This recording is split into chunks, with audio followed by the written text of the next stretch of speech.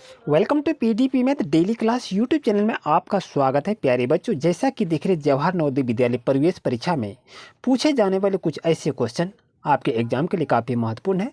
तो आज की क्लास में बच्चों देखें कि क्वेश्चन कैसे पूछे जा रहे हैं और हल कैसे करेंगे। जैसा कि देख रहे मनोज ने एक सेठ से 5,000 रुपया 10% वार्षिक ब्याज की दर से 2 वर्षों के लिए लिया। वह ब्याज के रूप में कितनी राशि का भुगतान करेगा।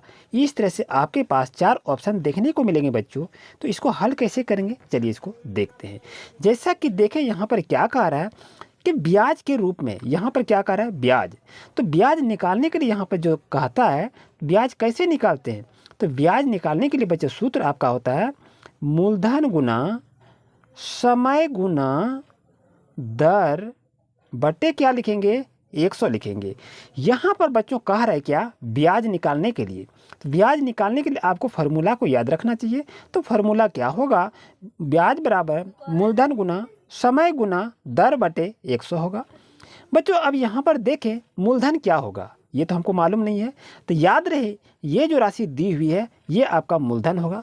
तो यहाँ पर क्या करेंगे, मूलधन को लिख लेंगे 5,000 गुना समय क्या कह रहा है, समय आपका 2 वर्ष का रहा है। तो यहाँ पर क्या करेंगे 2 वर्ष को लिख लीजिए। और दर कितना कह रहा है, दर आपका 10% कह रहा है। तो यहाँ पर क्या करेंगे 10% को लिखेंगे और बटे में क्या लिखेंगे 100 करेंगे। अब बच्चों इसको सॉल्व कर लीजिए, 2 जीरो कैंसिल हो गया। अब कुछ आपके पास बचा, कुछ नहीं बचा। अब देखिए ये अब 2, 10 और 50 को आपस में गुना कर लेंगे, कितना होगा 50 दूनी 100 हो जाएगा, 100 10 100 हो जाएगा। यानी कहने का मतलब है ऑप्शन नंबर कहाँ है, तो 100 आपका सही आंसर होगा। ऑप्शन नंबर ये बच्चों आपके लिए सही है। और ये सभी क्वेश्चन जो है आपके एग्जाम के लिए काफ़ी महत्वपूर्ण है। चलते हैं बच्चों क्वेश्चन नंबर नेक्स्ट पर। प्यारे बच्चों जैसा कि नेक्स्ट क्वेश्चन आपके पास है कि कोई राशि साधारण ब्याज पर 5% की वार्षिक दर से कितनों वर्ष में दूनी हो जाएगी। और इस तरह से आपके पास 4 ऑप्शन दिखे मिलेंगे और इसमें से आपको सही ऑप्शन को चुनना है। तो बच्चों जब तक इसको बनाएंगे नहीं तो नहीं चुन पाएंगे। तो कैसे इसको बनाएंगे चलिए देखते हैं। यहाँ पर कह रहा है कोई राशि साधारण ब्याज पर 5% वार्षिक की दर से कितने वर्षों में, यानी समय पूछ रहा है। तो यहाँ पर समय क्या निकालेंगे, सूत्र को लिख लीजिए। समय बराबर यहाँ पर क्या लिखेंगे, यहाँ पर ट्रिक आपका होगा 2 माइनस 1। यहाँ क्या होगा 2 गुनी हो रहा है तो यहाँ 2 लिखेंगे, या -1। यदि यहाँ 3 गुनी रहता यहाँ पर आपको 3 लिखना होता। यहाँ 5% है तो यहाँ पर हम बच्चों 5 को लिखेंगे और यहाँ पर क्या करेंगे गुना 100 लिखेंगे। ध्यान दीजिए यदि यहाँ पर आपका 3 गुनी रहे तो यहाँ पर 3 लिखेंगे। अगर यहाँ पर 4 गुनी रहे यहाँ पर 4 लिखेंगे। अगर 6 गुनी रहे तो यहाँ पर 6 लिखेंगे और यह -1 लिखेंगे। यदि यहाँ पर 4% रहे तो 4% यहाँ लिखेंगे। यदि 10% रहे 10% को यहाँ लिखेंगे और गुना क्या करेंगे 100 आपको सॉल्व कर देना है। चलिए बच्चों इसको सॉल्व करते हैं। 2 में 1 को घटाएंगे तो कितना होगा, 2 में 1 घटाएंगे तो 1 होगा। 1 बटे क्या करेंगे, यहाँ नीचे में आपका 5 है 5 लिखेंगे। अब यहाँ पर गुना आपका 100 है तो यहाँ पर 100 को लिख लेंगे। 100 और 1 इसको यहाँ से कटा सकते हैं। 5 क्या हो जाएगा 20 पंचे 100 हो जाएगा। इसको आपस में गुना कर देंगे, कितना हो जाएगा 20 हो जाएगा। यानी कहने का मतलब है इसका सही आंसर होगा बच्चों 20 वर्ष, जो कि आपका ऑप्शन नंबर बी में आपके लिए सही रहेगा। अब नेक्स्ट क्वेश्चन पर चलते हैं। जैसे कि बच्चों नेक्स्ट क्वेश्चन आपके पास है, देख रहे हैं कि ए किसी काम को 10 दिनों में तथा बी उसे 15 दिनों में अलग अलग समाप्त कर सकते हैं। वे दोनों यदि एक साथ काम करें तो कितने दिनों में समाप्त करेंगे। यहाँ पर 6 दिनों में, 4 दिनों में, 8 दिनों में या इनमें से कोई। तो इसका सही आंसर कैसे होगा, तो इसको बनाएंगे कैसे, चलिए इसको देखते हैं। यहाँ पर क्या करें, ए किसी काम को 10 दिन में करता है और बी उसे 15 दिनों में करता है। तो ये कह रहे हैं क्या आपस में एक साथ मिलकर काम करेंगे। तो यदि दोनों आपस में एक साथ काम करेंगे ए और बी, तो करना क्या है, यहाँ पर आपको 10 जोड़ 15 करना है और ऊपर में क्या करेंगे 10 गुना 15 करेंगे। जैसा कि देखें 10 गुना 15 लिखे, यहाँ पर लिख लीजिए 10 गुना 15 और यहाँ पर क्या करेंगे 10 15 क्या हो जाएगा 25 आपका हो जाएगा।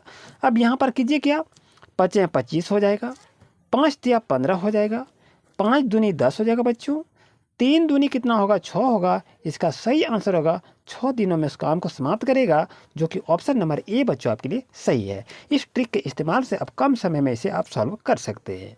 जैसे कि बच्चों नेक्स्ट क्वेश्चन आपके पास है कि 8, 12, 16, 24 का एलसीएम ज्ञात करें, यानी लघुत्तम निकालना है। तो बच्चों इसका लघुत्तम कैसे निकालेंगे, चलिए इसको देखते हैं। यहाँ पर इस तरह से आपके पास 4 ऑप्शन रहेंगे और सही ऑप्शन को चुनना है। तो क्या करेंगे, 8, 12, 16 और 24 का क्या करेंगे, हम लघुत्तम निकाल लेते हैं। यहाँ पर देख रहे सभी सम संख्या है, तो क्या करेंगे, 2 से डिवाइड कर दीजिए। कितना होगा, 2 चौके 8 हो जाएगा, 2 छके 12 हो जाएगा, 2 अठे 16 कटेगा और ये 2 12 24 हो जाएगा। और फिर ये देखिए सम संख्या ही आ गया है, इसको कितने से कटाएंगे, 2 से कटा देंगे। 2 दूनी 4 हो जाएगा, 2 तिया 6 हो जाएगा, 2 चौके 8, फिर ये 2 छके 12 हो जाएगा। अब आगे की प्रोसेस को देखते हैं, तो कितना से कटेगा, तो 2 एका 2 कटेगा, 2 से 3 नहीं कटेगा तो उतार दीजिए इसको, 2 दूनी 4 हो जाएगा, फिर ये आपका 2 तिया 6 हो जाएगा। अब इसमें से कौन कौन संख्या कटने वाला है, 3 दोनों देखिए एक ही संख्या है, तो 3 से इसको ले लेते हैं। ये आपका 1 नहीं कटेगा, नीचे उतार देंगे, फिर 3 एका 3 हो जाएगा, 3 से 2 नहीं कटेगा, जो नहीं कटेगा उसको नीचे उतार देंगे और 3 एका 3 हो जाएगा। बच्चों आपके पास क्या हो गया, अब यहाँ देखिए 2 2 2 है, यहाँ क्या करेंगे 2 गुना 2 गुना 2, फिर यहाँ 3 है और फिर आपके पास यहाँ 2 है। तो बच्चों क्या करेंगे, 2 दूनी 4, 4 दूनी 8, 8 तिया 24, 24 दूनी 48। कहने का मतलब है आंसर आपका लघुत्तम कितना होगा, 48 होगा, जो कि ऑप्शन नंबर बी बच्चों आपके लिए 100% सही रहेगा। तो इस तरह से आप अपना प्रैक्टिस को कर सकते हैं। प्यारे बच्चों जैसा कि देख रहे हैं नेक्स्ट क्वेश्चन आपके पास आ गया है, 1 से 10 तक की संख्याओं का औसत क्या होगा। तो बताइए, आपके पास इस तरह से ऑप्शन है, तो कैसे इसको बनाएंगे। यदि ऐसा क्वेश्चन दिया रहे कि 1 से 10 तक, कहे कि 12 से 20 तक, यदि 30 से 40 तक, यदि ऐसी संख्या लगातार संख्या रहे तो करना क्या है, अंतिम संख्या जो आपका है 10 जैसे दिया है, तो 10 में 1 को जोड़ेंगे, क्या करेंगे, औसत। यहाँ क्या करा, औसत। चलिए आपको बना के दिखा देते हैं। यहाँ पर क्या करेंगे, औसत। औसत यदि ऐसा निकालने के लिए रहे तो यहाँ पर सूत्र क्या करेंगे, a + m/2 करेंगे। ये आपका फार्मूला बताए। तो बच्चों ए आपका क्या होगा, ए आपका 1 होगा, यहाँ पर क्या करेंगे 1 लिख लीजिए, प्लस एम क्या होगा, एम आपका ये होगा, तो यहाँ पर लिखेंगे 10 और नीचे में क्या करेंगे 2 आपका है तो 2 लिख लेंगे। बच्चों 10 और 1 को जोड़ दीजिए, कितना होगा 11 होगा। 2 से डिवाइड करेंगे, 11 में यदि 2 से डिवाइड करेंगे तो बच्चों आपका आंसर क्या आएगा, 5.5। तो कहने का मतलब है ऑप्शन नंबर डी बच्चों आपके लिए सही रहेगा। अब करते क्वेश्चन नंबर नेक्स्ट पर। जैसे कि बच्चों नेक्स्ट क्वेश्चन आपके पास आ गया है कि 12, 14, 16, 18, 20 और 22 का क्या कर रहा है, औसत निकालिए। और इस तरह से आपके पास ऑप्शन रहेंगे, तो कैसे इसको बनाएंगे, तो सभी को तो आप जोड़ते हुए चलेंगे ना, बिल्कुल ऐसा नहीं करना है। औसत निकालने के लिए क्या करते हैं, जितने भी संख्या सभी को लेकर हम जोड़ देते हैं और जितना नंबर है, जितना डिजिट है उससे हम डिवाइड करते हैं, यही तो करते हैं। लेकिन यहाँ पर वैसा करना नहीं है। तो यहाँ पर करेंगे क्या, ये देखिए, ये क्रम क्या है आपका, बढ़ते हुए क्रम है। 12, 14, 16, 18 और 20 और 22, इसमें से कोई भी अंक रिपीटेशन नहीं है, 2 बार नहीं किया है। तो इसको जोड़ना है कैसे, औसत कैसे निकालेंगे। यहाँ पर लिखना क्या, सबसे छोटी संख्या क्या है आपका 12 है, तो यहाँ पर क्या करेंगे 12 को लिखेंगे, प्लस उसके बाद बड़ी संख्या क्या है आपके पास 22 है। सबसे छोटी संख्या को पहले लिख लीजिए, जोड़ कीजिए, सबसे अंतिम बड़ी संख्या को लिखिए और यहाँ पर 22 को लिख लेंगे। अब इसमें से करना क्या है, 2 से आपको डिवाइड कर देना है, दोनों को आपस में जोड़ेंगे। 20 और 12 के जोड़ेंगे तो कितना होगा, 34 हो जाएगा। 2 से यदि हम डिवाइड करेंगे तो कितना होगा, 17 होगा, जो कि ऑप्शन नंबर में ये आपके लिए बच्चों सही रहेगा। और यहाँ से भी आपके क्वेश्चन एग्जाम में पूछे जाएंगे। जैसा कि देख रहे हैं नेक्स्ट क्वेश्चन आपके पास है, 3 के प्रथम 7 गुणज का औसत क्या होगा। क्या 20 होगा, 12 होगा, 14 होगा या 18 होगा। यदि ऐसा क्वेश्चन रहे तो आप किस ट्रिक का इस्तेमाल करेंगे, ट्रिक लिख लीजिए, a प्लस ब्रैकेट में a गुना n बटे में क्या लिखेंगे, 2 लिखेंगे। ये हम क्या निकाल रहे हैं, ये आपका औसत निकाल रहे हैं। इस चीज़ को बच्चों याद रखिए। अब ए हम किसको पुटअप करेंगे ये जानना है। तो ये पहली संख्या जो होती है ये आपका ए होता है, यहाँ पर ए को लिखिए, प्लस है प्लस दीजिए, ब्रैकेट दे दीजिए, फिर यहाँ ए आपका क्या है 3 है, इसी संख्या को लिखना है। यहाँ पर गुना है, फिर n क्या लिखेंगे समझ में नहीं आ रहा है, तो यहाँ आपका n ये 7 होती है, यहाँ पर 7 को लिख लिए, ब्रैकेट बंद कर दीजिए और यहाँ पर करना क्या है 2 को लिख लेंगे। जैसा कि यहाँ पर देखें, अब हमको सॉल्व करना है। यहाँ पर क्या करेंगे 3 को लिखेंगे, 7 3 गुना करेंगे तो 21 हो जाएगा, बट्टे में क्या लिखेंगे 2 लिख लेंगे बच्चों। अब देखिए यहाँ पर 21 और 3, 21 और 3 को यदि हम आपस में जोड़ेंगे तो कितना होगा, 21 3 आपका 24 होगा, 24 में 2 से हम भाग देंगे तो कितना होगा 12 हो जाएगा। यानी कहने का मतलब है कि ऑप्शन नंबर बी बच्चों आपके लिए सही है। यहाँ से भी क्वेश्चन देखने को मिलेंगे। जैसा कि देख रहे नेक्स्ट क्वेश्चन आपके पास है कि कोई रेलगाड़ी 45 किलोमीटर प्रति घंटे की चाल से चलती हुई 3 घंटे में कितनी दूरी तय करेगी। इस तरह से आपके पास 4 ऑप्शन देखने को मिलेंगे। तो कैसे इसको बनाएंगे, यहाँ पर क्या कर रहा है दूरी निकालने के लिए।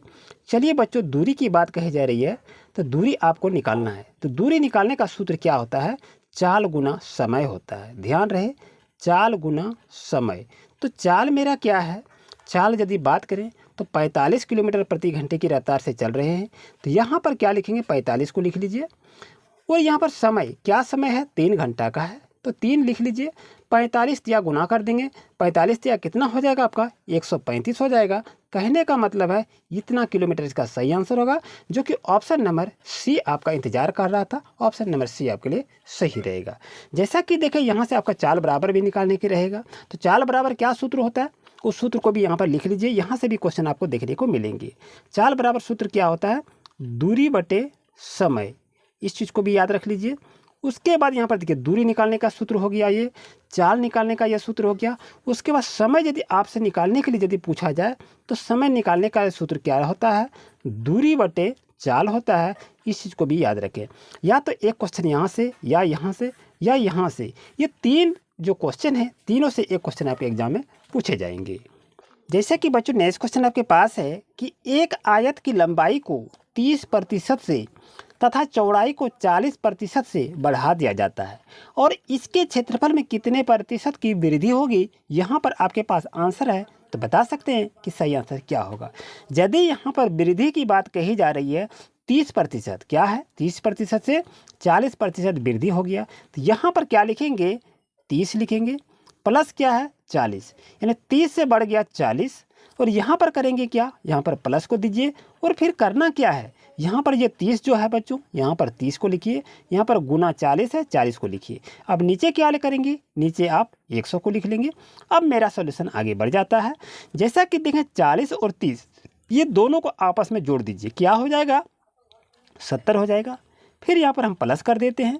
अब यहाँ पर यदि हम देखें इसको हम सॉल्व करेंगे तो सॉल्व करने के बाद आपके पास क्या मिलेगा, ये 0 कैंसिल, ये 0 कैंसिल, 4 3 को गुना करेंगे कितना होगा 4 3 12 हो जाएगा बच्चों। अब जैसा कि देखें 70 और 12 आपके पास है, दोनों को आपस में जोड़ दीजिए। 70 12 कितना होगा बच्चों 82 होगा। यानी कहने का मतलब है कि 82% का सही आंसर होगा, जो कि ऑप्शन नंबर ए आपका इंतजार कर रहा था। ऐसे ही क्वेश्चन आपके एग्जाम में अधिकतर देखने को मिलेंगे। प्यारे बच्चों, जैसा कि देखें नेक्स्ट क्वेश्चन आपके पास है कि एक वर्ग की भुजा को 16% से कम कर देने पर उसके क्षेत्रफल में कितने प्रतिशत की कमी होगी।